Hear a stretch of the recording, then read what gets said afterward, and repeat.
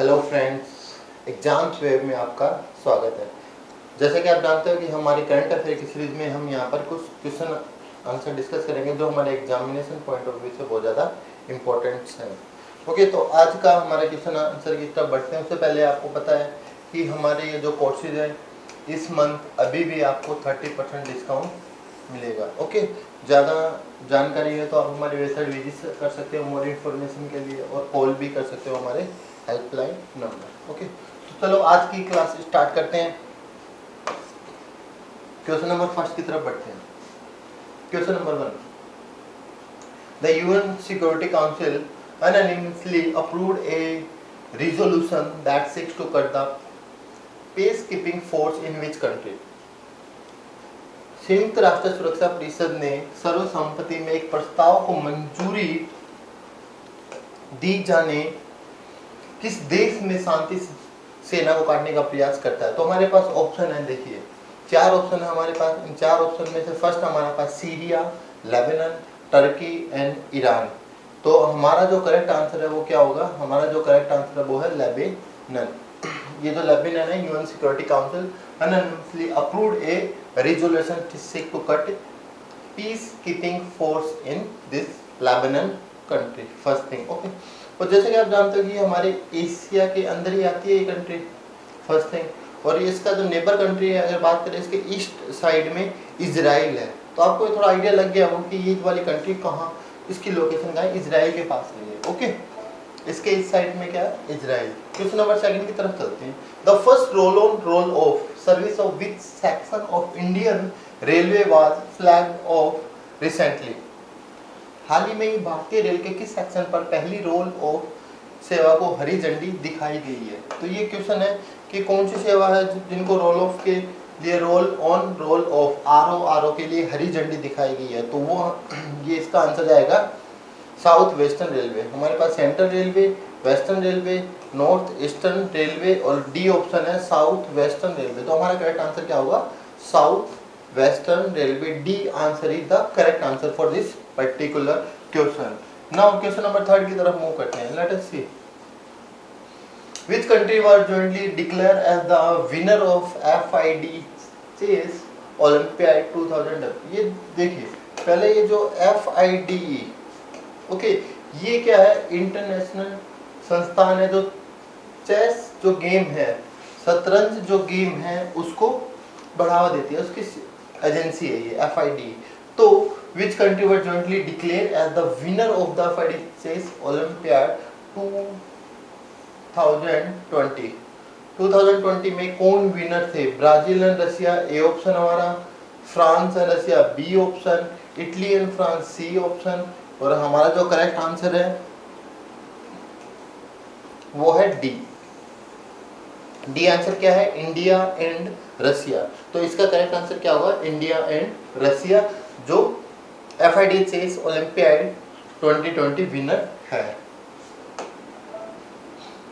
Now question number 4 की तरफ move करते हैं। Which former finance secretary has assumed charge the new election commission of India? किस पूर्व वित्त सचिव ने भारत के नए चुनाव आयुक्त के रूप में पदभार ग्रहण किएंगे? तो नए चुनाव आयुक्त के रूप में किसको है?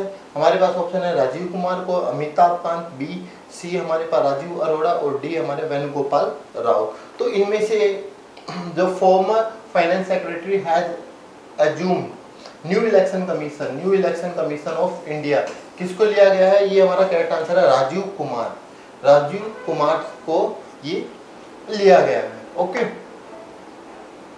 Now question number next.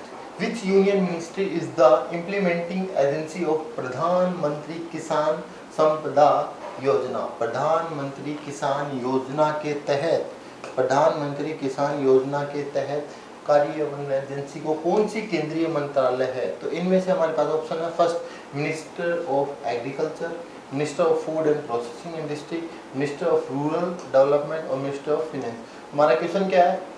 कौन सी एजेंसी है? प्रधानमंत्री किसान संपदा, ये है किसान संपदा योजना। तो ये किससे रिलेटेड है जी? ये हमारा आंसर आ जाएगा ministry of food processing industry. Okay, इसका करेक्ट आंसर क्या होगा? Minister of food processing industry. चलो क्वेश्चन नंबर 6 की तरफ चलते हैं। विच union minister of India had band 118 mobile app, 118 mobile app including PUBG. Bharat के पबजी तो आप जानते हो सभी, है ना? आजकल की तो यंग जनरेशन को पबजी को ज़्यादा ही खेलती है जी। तो पबजी, भारत के किस मंत्रालय ने पबजी सहित 18 मोबाइल ऐप पर प्रतिबंध लगा दिया? Minister of defence, minister of electronic and information. आपको पता है ये जो बैन का काम होता है, ये जितने भी गेम है इलेक्ट्रॉनिक्स है, ये हमारा कौन सा डिपार्टमेंट देखता है? आईटी डिपार्टमेंट देखता है, इंफॉर्मेशन टेक्नोलॉजी डिपार्टमेंट देखता है। तो कंफर्म है, बैन भी कौन लगाएगा? Information technology. तो आंसर से minister of defence no, minister of electronic and information technology, minister of external affairs, minister of home affairs. तो हमें साफ साफ पता चल रहा है कि कौन सा करेक्ट आंसर होगा? Minister of electronics and information technology. जो आईटी डिपार्टमेंट है उसको कौन लेगा? ये आईटी वाले डिपार्टमेंट हमारा काम करेगा। ओके, अब हम बात करते हैं नेक्स्ट क्वेश्चन की तरफ। नेक्स्ट क्वेश्चन हमारा question number 7। Who has been given extension as the chairman of Central Board of Direct Taxes for a period of 6 months? जिन्हें 6 महीने की अवधि के लिए केंद्रीय बोर्ड के अध्यक्ष के रूप में विस्तारित किया गया है, उसका नाम बताना है हमें। कौन है वो? ये हमारे पास ऑप्शन है प्रमोद चंद्र मोदी, हर्षवर्धन, अमिताभ कांत, रिहाई लाल। तो ये इसका करेक्ट आंसर क्या होगा? इसका करेक्ट आंसर होगा हमारे पास प्रमोद चंद्र मोदी। तो क्या आंसर करेक्ट होगा दोस्तों? इसका करेक्ट आंसर होगा प्रमोद चंद्र मोदी। ओके, याद रखना इसको।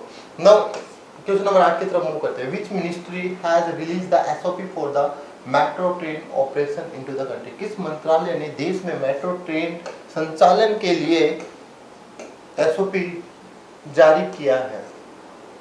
ऑप्शन हमारे पास minister of electronic and information technology, तो पिछले वाले से रिलेटेड है, आईटी वाला ये तो हो ही नहीं सकता।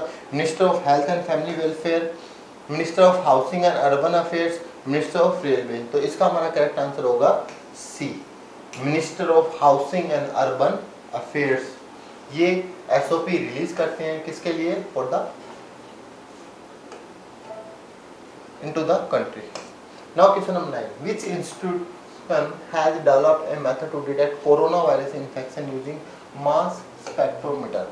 ये देखिए, इसको थोड़ा, ये हमारा करंट है तो कोरोना का तो आएंगे एक दो क्वेश्चन तो कंफर्म है। Which institute develop a method to detect corona virus infection? किस संस्था ने मास स्पेक्ट्रोमीटर, ये है मास स्पेक्ट्रोमीटर, ठीक है, ये क्या है? टेक्निक है, इसकी सहायता से हम कोरोना वायरस को डिटेक्ट कर सकते हैं। का उपयोग करने कोरोना वायरस का पता लगाने के लिए एक विधि का विकसित किया। तो कौन से इंस्टीट्यूट है? ये अलग अलग इंस्टीट्यूट है। ICAR, Indian council of agriculture and research, IGIB, integrated Indian genomic integrated biology, okay, ICMR, Indian council of medical research, and AIIMS हमारा Indian institute of medical science. ये तो 4 ऑप्शन है। 4 ऑप्शन में से हमारा जो करेक्ट आंसर है वो क्या है? दिल्ली में ये IGIB, इन्होंने ये कोरोना वायरस के लिए मास स्पेक्ट्रोमीटर टेक्निक का विकसित की है। ओके, क्वेश्चन नंबर 10 की तरफ चलते हैं। What is the India's rank in the global innovation index 2020? अब आपको पता है 2020 है, ये हमारा इंडेक्स ही किसकी वजह से? कोरोना वायरस पे है। तो हमारी इंडिया की रैंक क्या है? हमारी इंडिया की रैंक क्या आएगी? 18वीं, 35, 48, 52। तो हमारा करेक्ट आंसर होगा 48। याद रखना, इंडिया की रैंक कौन सी? ग्लोबल इनोवेशन किस में है ये? ग्लोबल इनोवेशन ये 19 भी थी, 2019, और आपको पता है 20 में तो पूरा क्या चल रहा है? पूरा कोरोना ही चल रहा है। तो हमारा इंडिया की रैंक कितनी होगी? 48। Now 11। What is the name of the typhoon that hit North Korea recently? Recently में ही नॉर्थ कोरिया पर टाइफून आपको पता है, बाढ़ आती है, तेज हवाएं आती है, बारिश बहुत ज़्यादा होती है और बाढ़ बहुत ज़्यादा नुकसान होता है टाइफून से, ठीक है। तो ये हाल ही में उत्तर कोरिया में आंधी तूफान, हमारे पास ऑप्शन है मैसेक, कैम्फिनी, हैसेन, लीजा, ये 4 ऑप्शन है। तो हमारा जो करेक्ट आंसर है वो क्या है? मैसेक। ये कौन सा वर्ड है? कंबोडिया का वर्ड है ये, ठीक है। ये जो शब्द है ये कौन सी भाषा का, कौन सी देश कंट्री का? ये हमारा कंबोडिया का शब्द है ये मैसेक। और ये टाइफून का नाम है जो कि नॉर्थ कोरिया में आया था, जिससे काफी सारा नुकसान हुआ था। और सबसे खास बात, जिस टाइम पे ये आया था उसी वीक में ये दूसरा टाइफून था, उस वीक में पहले एक और आ चुका था और दूसरा पे ये क्या आया था? मैसेक। ओके, नॉर्थ कोरिया के अंदर मैं sir. Now 12 the key BIMSTEC meeting held in September 2020 was organized under the chairmanship of which country? सितंबर 2020 में प्रमुख BIMSTEC बैठक का आयोजन किस देश की अध्यक्षता में किया गया था? तो ये देखिए क्वेश्चन, इसके हमारे पास चार ऑप्शन है, India, Bangladesh, Sri Lanka and Myanmar. तो ये BIMSTEC क्या है? ये bay of Bengal infrastructure modular setting technology and information corporation है ये। तो बे ऑफ बंगाल के लिए इसमें काफी सारे कंट्री है, इंडिया, श्रीलंका, म्यांमार, और ये म्यांमार हमारा जो भी नेबर कंट्री है ना, श्रीलंका, और ये सारे के सारे इससे रिलेटेड है। तो हमें हमें क्वेश्चन बताना है कि ये जो bay of Bengal multi story technical corporation है, ये organize under the chairmanship of कौन सी कंट्री इसकी चेयरमैनशिप कर रही है? ठीक है, बहुत सारी कंट्री आती है इसके अंडर में, पर इसकी चेयरमैनशिप कौन सी कंट्री करनी है ये बताना। तो इसका हमारा करेक्ट आंसर क्या जाएगा? श्रीलंका। ओके, श्रीलंका कर रही है BIMSTEC की चेयरमैनशिप। क्वेश्चन नंबर 13 की तरफ मूव करते हैं। 13 Which technology company is the site to acquire US based product design firm Kaleidoscope Innovation? US आधारित उत्पाद डिजाइन फर्म क्लेडियोस्कोप इनोवेशन को प्राप्त करने के लिए कौन सी प्रौद्योगिकी कंपनी स्थापित है? तो ये देखिए, इन सब का नाम सुना भी होगा, जानते भी होगा इनके बारे में।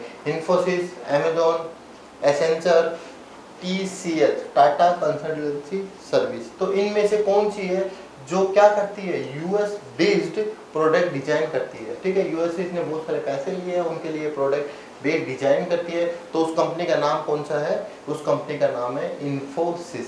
ओके, इसका मतलब क्या है? ये कंपनी यूएस बेस्ड प्रोडक्ट बनाती है, इन्फोसिस।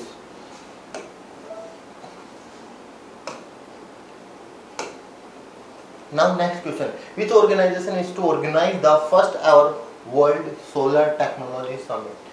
विश्व सौर प्रौद्योगिकी शिखर सम्मेलन का आयोजन किस संगठन ने किया है? तो हमारे पास ऑप्शन देखिए क्या है। पहला ऑप्शन हमारे पास international atomic energy agency, international solar alliance, united nation environment programme, food and agriculture organization. ये चार ऑप्शन है। तो हमें किससे रिलेटेड ढूंढना है? Solar technology. सोलर टेक्नोलॉजी मतलब सोलर एलियंस। तो हमारा करेक्ट आंसर क्या जाएगा? International solar aliens.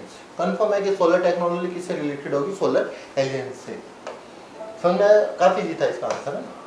Now 15, what is the name of the new brand identity of Vodafone idea? Vodafone idea की नई ब्रांड पहचान का नाम क्या है?